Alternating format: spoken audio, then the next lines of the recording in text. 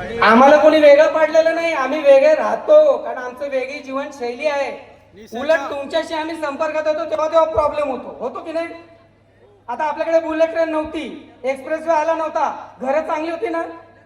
आता मला सांगा, ज्या ज्या गावातनं बुलेट ट्रेन एक्सप्रेसवे गेली तिथं तिथं घराघरात भांडणं आहेत की नाही. आम्ही रोज सोडवतो. आणि जमीन मालक कुठे, कब्जे वहीवाटदार कुठे, ज्याच्याबद्दल दत्ता करबट बोलतच होते, हे कोचायचे आलेच लोक म्हणे यांना पैसे देता येणार नाही. अरे पिढ्यानपिढ्याची जमीन जो कसतोय त्याला तुम्ही अतिक्रमण म्हणतात. आणि ज्या खातेदाराला त्याची जमीन कुठे आहे ते माहीतच नाही, त्याच्या खात्यात पैसे टाकून देतात. हा धंदा सांगता कोणाला. मग आम्ही म्हणतो ज्याच्या खात्यावर तुम्ही पैसे टाकलेत ना त्याला सांग जमीन दे, शोध कुठे जमीन आहे ती. आम्ही आमची जमीन देणार नाही.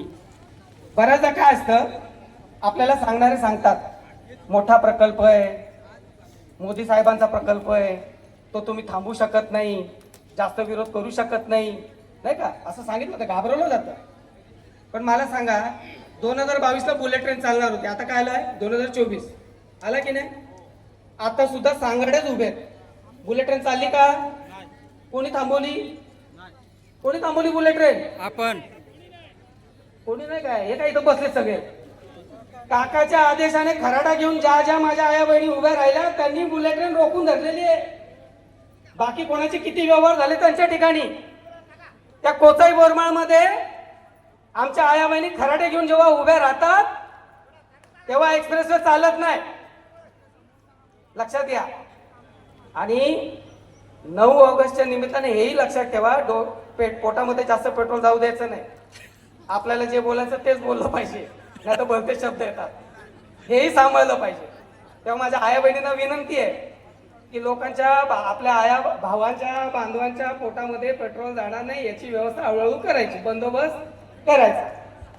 तिसरा मुद्दा आणि मी थांबणार आहे. सुप्रीम कोर्टाने एक महत्वाचा निर्णय काल परवा दिलेला आहे 1 ऑगस्टला, खूप महत्वाचा निर्णय. आदिवासी आरक्षणामध्ये किंवा दलितांच्या आरक्षणामध्ये, ज्याला अनुसूची म्हणतो आपण, त्याच्यामध्ये कुठल्याही प्रकारची कोणालाही ढवळाढवळ करता येत नाही. हा आतापर्यंतचा सुप्रीम कोर्टाचा सुद्धा निवाडा होता.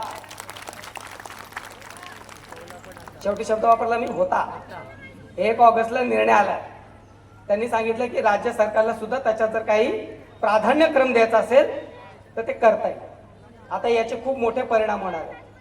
आज मी याच्यावर काही बोलत नाही, आज आपण घाईघाई गडबडी त्याच्यावर काही जास्त बोललेलं बरं.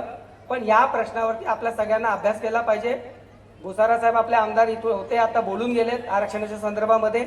या पुढच्या काळामध्ये लोकप्रतिनिधीला, तुम्हाला, मला सगळ्यांना यावरती गांभीर्याने विचार करून भूमिका घ्यावी लागणार आहे.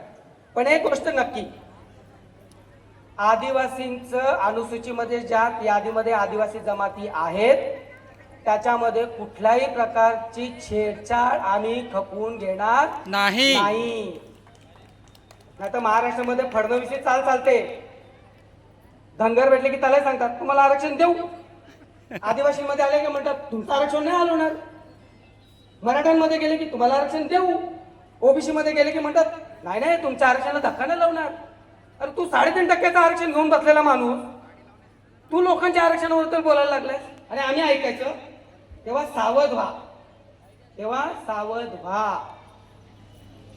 पाकिटांनी मत विकत घेता येतात, लक्षात ठेवा. वाटली गेली ना पाकिट, आली की नाही.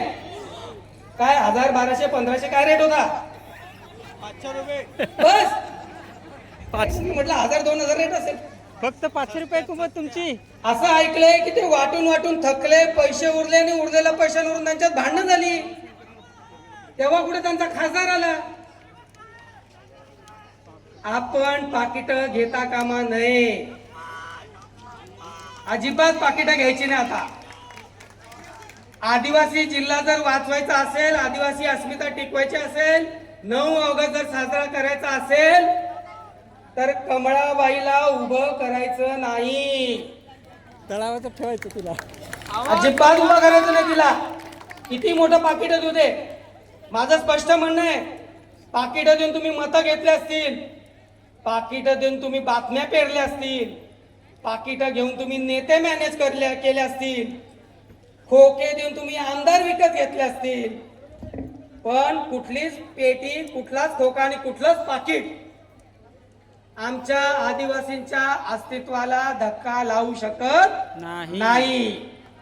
कारण तो तारपा पाकिटावर चालत नाही. तारपा पाकिटावर चालतो का? नाही. तो श्वासावर चालतो आणि माणूस जिवंत आहे तोपर्यंत तो चालतो. ज्या दिवशी श्वास बंद त्या दिवशी तारपा बंद. ज्या दिवशी आदिवासी समाज इथून पालघर मधून हद्दपार झाला त्या दिवशी इथला तारपा पण संपून जाईल आणि आदिवासी समाज पण संपून जाईल.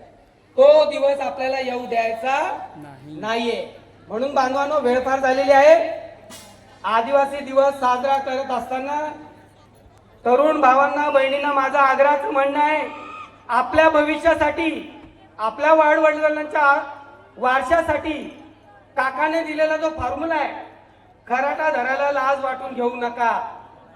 हातातला मोबाईल आणि हातातला खराटा दोन्ही एकत्र चालवा, तर आणि तर आपलं अस्तित्व टिकेल. एवढं बोलून मी इथं थांबतो. पुन्हा एकदा सर्वांना जागतिक आदिवासी दिनाच्या शुभेच्छा. जोहार, जिंदाबाद.